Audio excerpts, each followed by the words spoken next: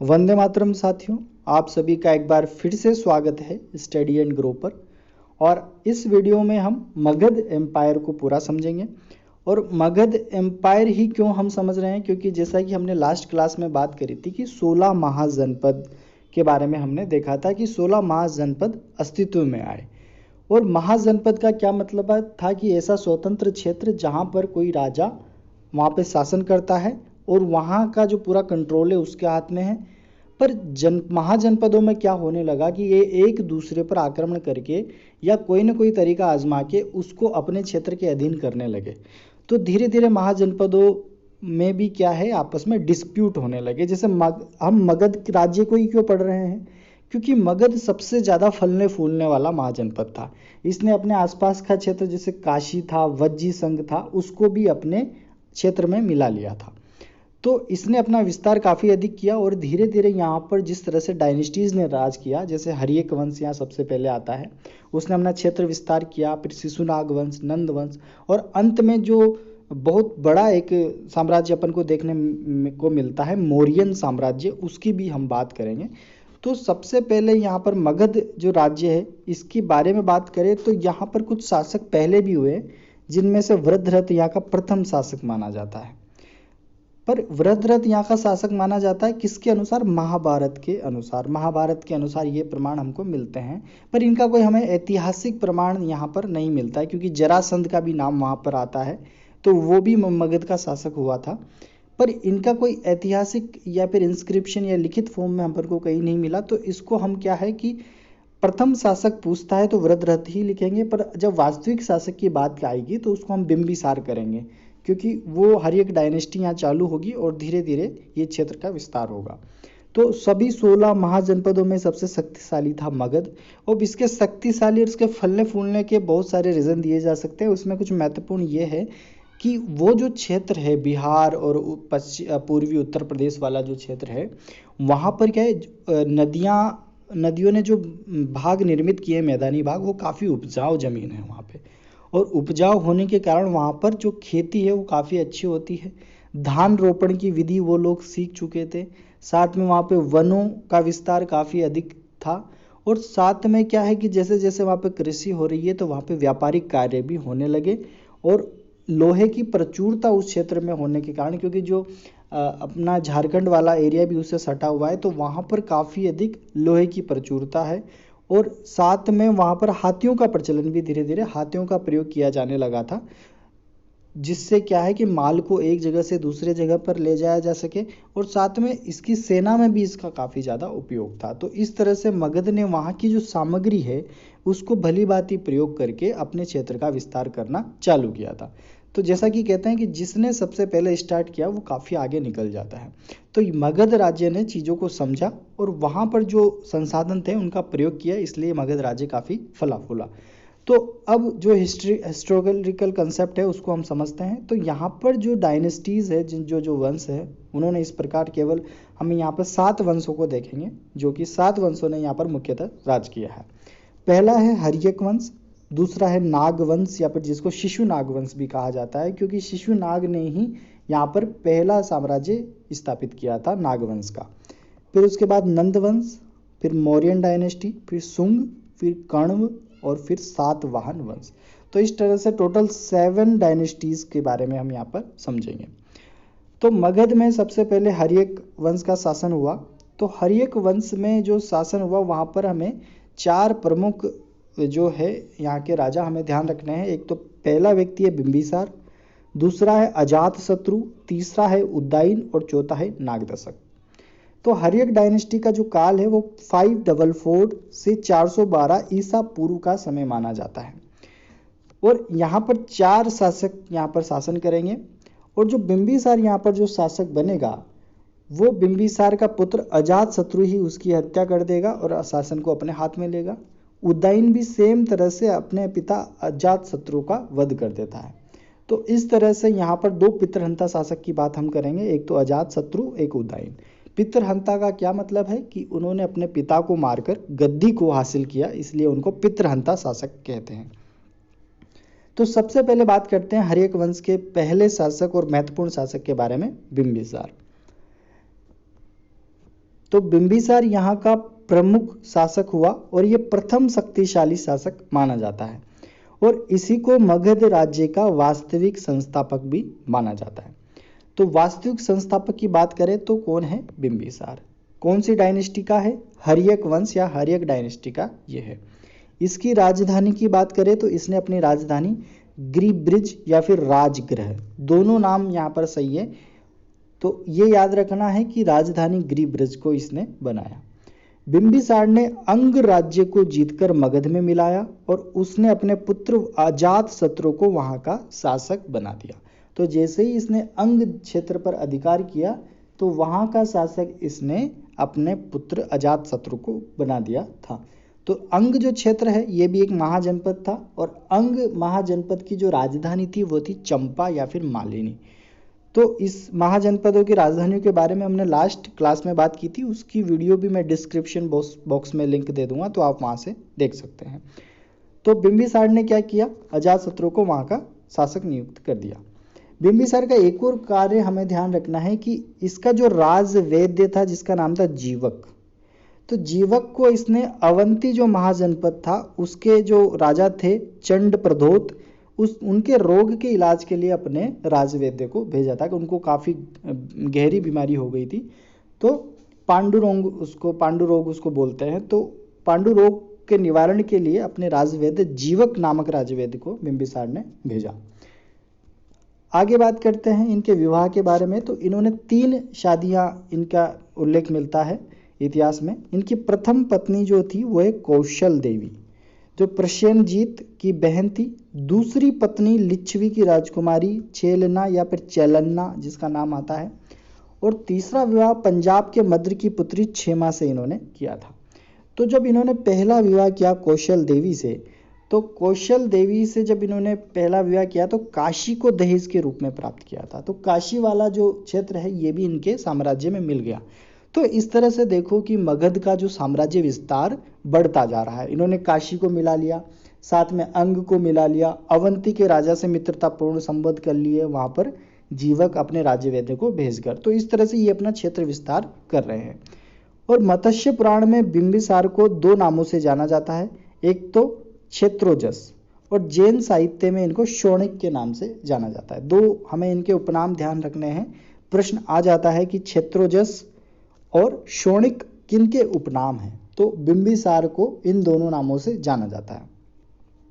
उसके बाद आगे बात करें तो यहाँ पर जैसा कि हमने बात करी थी कि अजातशत्रु अपने पिता बिंबिसार की हत्या करके मगध का शासक बन जाता है। और जब अजातशत्रु शासक बनता है तो ये जो है वैशाली वाला जो क्षेत्र है उस पर अधिकार करने के लिए युद्ध छेड़ देता है और वहां पर 2 नए हथियारों का यह प्रयोग करता है। उन हथियारों का नाम है रथ मूसल और महाशिला कंटक। रथ मूसल और महाशिला कंटक नामक 2 नए हथियार इसने युद्ध में प्रयोग किए। किसके खिलाफ? वैशाली के खिलाफ, क्योंकि वैशाली क्षेत्र को भी ये किसमें मिलाना चाहता है? मगध में। और इसी के काल में राजगृह की सप्तपर्णी गुफा में, राजगृह जो कि यहाँ की राजधानी है मगध की, उसकी वहाँ की सप्तपर्णी गुफा में प्रथम बौद्ध संगीति का आयोजन इसी के काल में हुआ था। और जिसमें बुद्ध की शिक्षाओं को, जो बुद्ध ने शिक्षाएं दी थी, उनको 2 रूप में लिपिबद्ध किया गया था, उनको लिखा गया था। तो 2 रूप कौन से? एक सुत्त पीटक, एक विनय पीटक। तो बुद्ध की शिक्षाओं को लिपिबद्ध किया गया सुत्त पीटक और विनय पीटक में। कब? प्रथम बौद्ध संगीति जब हुई, किसके काल में? अजातशत्रु के काल में। तो ये एक महत्वपूर्ण तथ्य और ध्यान रखना है। और इसके शासन काल के 8वें वर्ष ही बुद्ध को निर्वाण प्राप्त हुआ था। तो निर्वाण जो है वो बुद्ध धर्म में मृत्यु से संबंधित है। और जब इनको निर्वाण प्राप्त हुआ तो वो जो अपने उत्तर प्रदेश, अभी उत्तर प्रदेश में जो गोरखपुर या कुशीनगर वाला क्षेत्र है, वहां पर इनको निर्वाण प्राप्त हुआ था। तो ये अजातशत्रु के बारे में प्रमुख तथ्य हैं। तो एक जो पहली बौद्ध संगीति की बात हमने करी किसके काल में? अजातशत्रु के काल में। और सप्तपर्णी जो स्थान है राजगृह में, वहां पर। और जैसा कि हमने देखा कि सुत्त पीटक और विनय पीटक अलग अलग 2 उसमें उनको संकलित किया गया, उनके उपदेशों को। वैसे ही 4 बौद्ध संगीतियां हमको ध्यान रखनी है। जो दूसरी बौद्ध संगीति हुई वो कालाशोक के समय हुई। कालाशोक नागवंश का एक शासक होता है। जब अपन हर्यक वंश के बाद जब शिशु नागवंश पढ़ेंगे या नागवंश पढ़ेंगे, वहाँ का एक शासक है कालाशोक। तो लगभग 100 साल बाद इसके 383 ईसा पूर्व में वैशाली में ये द्वितीय बौद्ध संगति हुई। और यहाँ पर जो बौद्ध भिक्षु थे उनके मतभेद के जो कारण थे उनके बारे में चर्चा की गई थी। क्योंकि जब महात्मा बुद्ध का निर्वाण हो गया, वो जब इस दुनिया से चले गए, तो उनके जो विचार थे उनमें भी 2 भाग बट गए थे। तो उन 2 भागों के आधार पर ही जो है इनके मतभेद जो बौद्ध भिक्षु में हुए उनका यहाँ पर निवारण किया गया। तृतीय बौद्ध संगति जो हुई वो पाटलिपुत्र में राजा अशोक के समय हुई, और जो कि 250 ईसा पूर्व का समय आता है। यहाँ पर अभिधम्म पिटक का संकलन किया गया। चतुर्थ बौद्ध संगति जो है वो कुंडलवन ग्राम में हुई, और यहाँ पर जो शासनकाल था वो वसुमित्र का था, और लगभग ये 72 ईस्वी में हुई। और उसके बाद यहाँ पर क्या हुआ कि जो बौद्ध धर्म है ये 2 संघों में विभाजित हो गया, हीनयान महायान। तो हीनयान महायान 2 भागों में, हालांकि सभी धर्मों की बात करें तो सबके 2 रूप हमें मिलते हैं। जैसे बौद्ध की बात करी तो हीनयान महायान, साथ में अगर हिंदू में भी बात करें तो वैष्णव और शैव संप्रदाय अलग अलग हैं। और मुस्लिमों में बात करें तो मुस्लिमों में भी, इस्लाम में भी शिया और सुन्नी अलग अलग है। जैसे प्रोफेट मोहम्मद की जब डेथ हुई 632 बिफोर क्राइस्ट में, ईसा पूर्व में, तो 632 के बाद जब ये यहाँ पर भी उनके विचार और उनमें मतभेद हो गए, और शिया सुन्नी मुसलमान जो है वो अलग अलग अपना संघ बना लिया उन्होंने। वैसे ही जैनों में बात करें तो जैन में जो है श्वेतांबर और दिगंबर अलग अलग प्रकार के, वहाँ पर भी 2 संघ है। तो सभी धर्मों में क्या है कि डिवाइडेशन। वैसे भी अगर बौद्ध धर्म की बात करें तो हीनयान महायान के बाद जब बाबा साहब भीमराव अम्बेडकर है, उन्होंने जो महाराष्ट्र वाला क्षेत्र है वहाँ पर नवयान की भी नवयान एक जो न्यू बुद्धिस्ट संघ है वो भी बनाया था, और वहाँ पर काफ़ी लोगों का धर्मांतरण भी हुआ था जिन्होंने बौद्ध धर्म ग्रहण किया। और उन्होंने जो हीनयान और महायान के जो नेगेटिव पॉइंट्स थे उनको निकालकर एक नवयान नामक बौद्ध जो है शाखा का वहाँ पर विस्तार किया था। तो बौद्ध धर्म की हीनयान, महायान और नवयान, वैसे ये क्या है अभी प्रेजेंटली 3 भागों में विभाजित है। तो चतुर्थ बौद्ध संगति में 2 भागों में ये बट गया था, हीनयान और महायान में। अब यहाँ पर भी अंतर यह था कि कुछ लोग जो है वो हीनयान में और महायान में अंतर यह था कि कुछ लोग मूर्ति पूजक बन गए थे, जो बुद्ध की प्रतिमा थी उसकी पूजा करते थे, जबकि कुछ लोग उनके विचारों को ही प्रोत्साहित करते थे, उनकी पूजा अर्चना नहीं करते थे। तो हालांकि मैं एक वीडियो यहाँ पे डिस्क्रिप्शन बॉक्स में पिन कर दूंगा, वहाँ से आप बौद्ध धर्म के बारे में पूरी वीडियो देख सकते हैं। तो ये 4 बौद्ध संगति हमको ध्यान रखनी है। उसके बाद जो अजात शत्रु का पुत्र है उदायन, उसके बारे में हम बात करेंगे। तो उदायन जो है इसका शासनकाल 461 से 445 ईसा पूर्व का है। और उदायन का जो सबसे महत्वपूर्ण कार्य है, इसने क्या है कुसुमपुरा नामक नगर की स्थापना की, जो गंगा और सोन नदी का जो संगम है वहां पर इसने कुसुमपुरा, जिसको हम आजकल पाटलिपुत्र कहते हैं, जो कि अभी पटना वाला जो क्षेत्र है वही जो है उदायन के द्वारा बसाया गया। तो यानी कि पाटलिपुत्र या कुसुमपुरा या फिर पटना जिसे कहें वो उदायन के द्वारा बसाई हुई जगह है, और इसी ने उसी को राजधानी बनाया। अब यहाँ पर कारण क्या है कि उसको राजधानी बनाया, क्योंकि इसने क्या है कि अपना क्षेत्र विस्तार करने के लिए अपनी राजधानी को शिफ्ट किया था। तो इसीलिए क्षेत्र विस्तार की नीति से इसने ये राजधानी बनाई थी। और इस वंश का जो अंतिम शासक आता है वो है नागदशक, जो कि एक अयोग्य शासक था, और उसके जो नागदशक का सेनापति था शिशुनाग, उसके द्वारा उसकी हत्या कर दी गई और यहाँ पर नाग वंश की नींव रखी। तो 3 शासक की हमने बात करी महत्वपूर्ण, एक तो बिंबिसार, और उसके बाद अजातशत्रु, और उसके बाद उदयन। तो बिंबिसार, अजातशत्रु और उदयन जो शासक हुए, इसके बाद यहाँ पर नागदशक शासक बना, जो कि बिल्कुल भी उसका कोई अस्तित्व नहीं था, क्योंकि इतना अधिक प्रभावशाली शासक वो हुआ नहीं।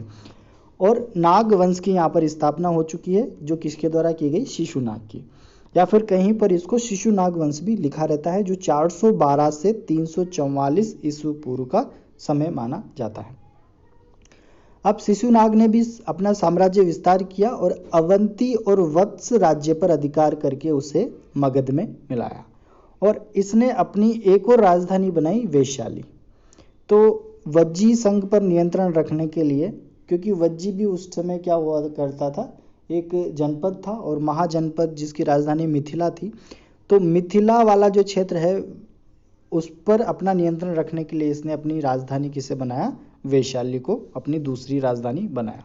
और शिशुनाग वंश का ही एक शासक हुआ कालाशोक, जिसके काल में द्वितीय बौद्ध संगति का आयोजन किया गया था, जिसकी हमने बात अभी बौद्ध संगति में कर ली।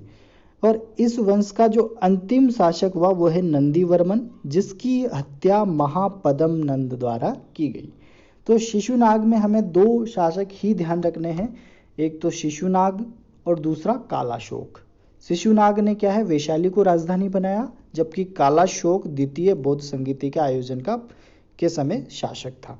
और नंदीवर्मन की हत्या किसके द्वारा की गई, महापद्मानंद के द्वारा।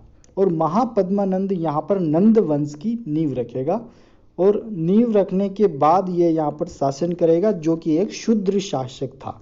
पुराणों में इसे एक शूद्र शासक कहा गया है और इसका एक उपनाम भी मिलता है सर्व छत्रात्मक, यानी क्षत्रियों का नाश करने वाला, या फिर परशुराम का अवतार जिसे हम बोलते हैं भार्गव। भार्गव का क्या मतलब होता है, परशुराम का अवतार।